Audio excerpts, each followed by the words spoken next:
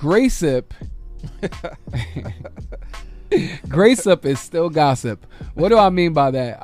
My old pastor, he would identify certain things that were wrong in the church, and he would call when we were talking about one another, grace-up. That was funny, man. Grace-up is still gossip, and it can cause slander. Yeah. Masking and grace-up is simply this: is masking gossip with a face or an outside appearance of care, concern, or prayer requests. I'm sure you've seen that in church before, where it's can you pray for my brother so and so? He's still acting up, and he just and it goes into that like prayer requests, or like, Pastor, I'm not sure if you know, but so and so is doing this. Are you sure that you still want them to do? And it's like, all right, are you talking about them to talk about them, or do you actually care for them? Yeah. And then some of the times it's like, do we always have to say somebody's name if we're coming and asking for advice about something? If you're asking how you should handle a situation, not how the pastor should handle the situation, maybe you can go up to the pastor and just mention, I know someone, how can you help me handle this situation? Yeah. Right? Yeah. So I did want to make that clear. Grace-up is still gossip, and it can cause slander. It can even be found in the form of like sharing burdens, or venting, or therapy talk with spouse or a friend. I'm sure we've gotten into that before. Yeah.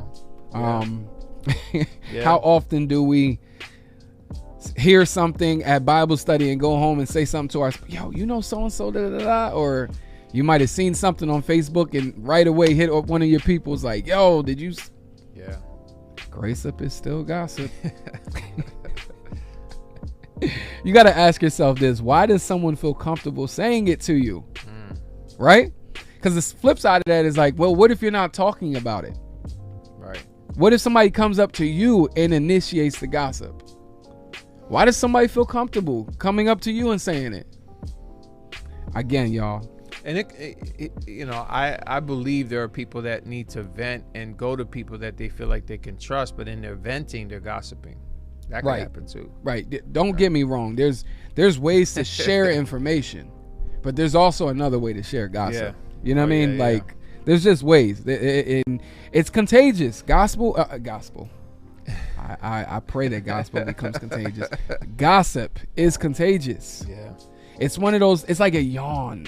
I look at gossip like a yawn sometimes. Like, once one person yawn, the rest of us are going to yawn. You know, when you talk about yawning, I guarantee we're going to yawn soon. Right now, I'm holding back. It's contagious. It's contagious, y'all. And it spreads down to even those that we influence.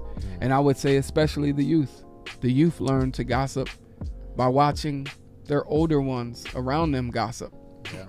Yeah. Not saying that kids ain't gonna naturally do evil things, but they do get a lot of habits from us. How did I learn to gossip? I was raised in a family that gossips. Yeah.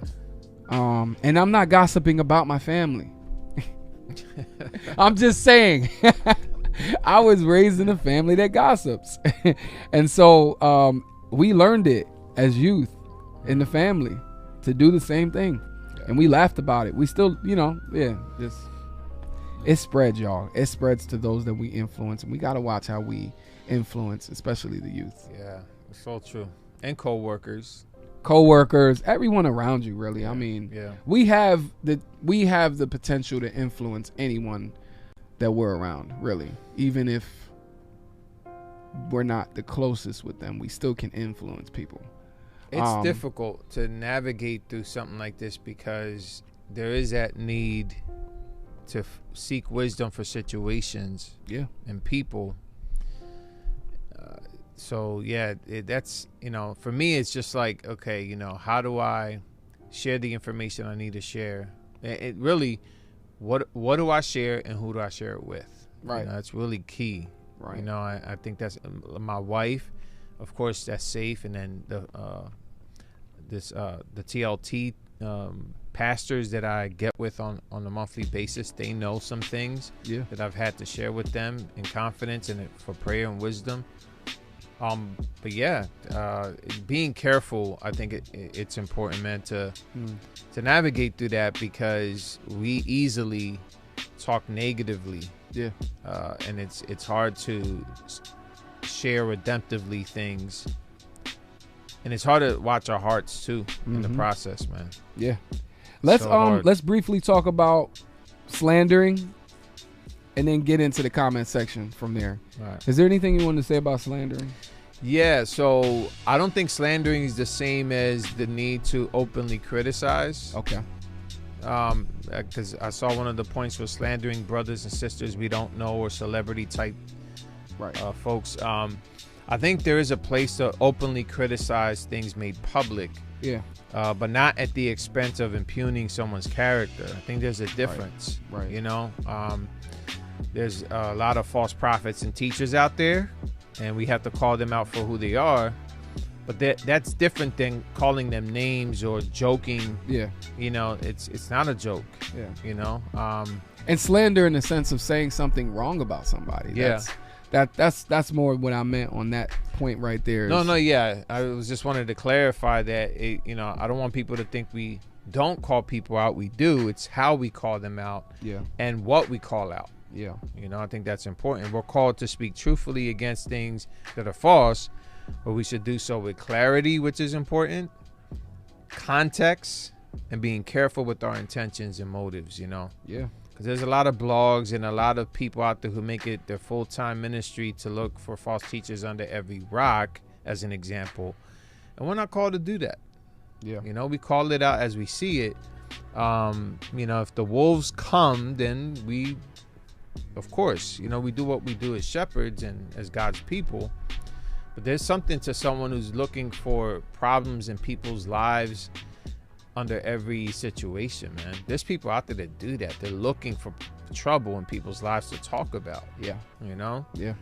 And they can't help it, you know, and they feel like they have to call it out on Facebook and, you know, on YouTube or whatever it is. Like they got to be the watchman. Yeah, it's like, you know. So with public things that are theological, I'm cool with that. But to make it your full-time mission to, you know, it's almost like they're looking for the wolves rather than seeing the wolves as they are. You know, it's just a different thing. So we just got to be careful with that, and knowing the difference. You know. Yeah.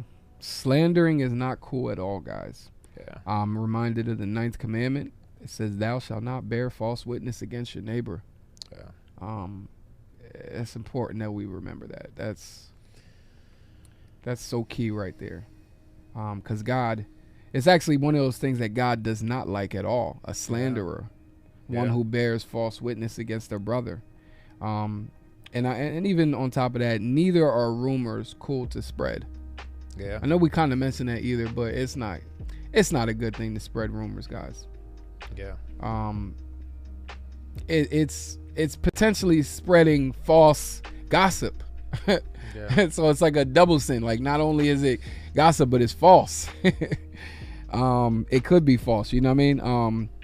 And I think social media and internet plays a huge role in gossiping, slandering, and spreading rumors. So it's a gift and a curse, like we always talk about. Social media and the internet can definitely be a gift and a curse, where we can gain information in a way, but we can also spread information in a bad way, and it be hurtful and harmful towards those that we are supposed to be brothers and sisters with, and even just our neighbor in general. Yeah.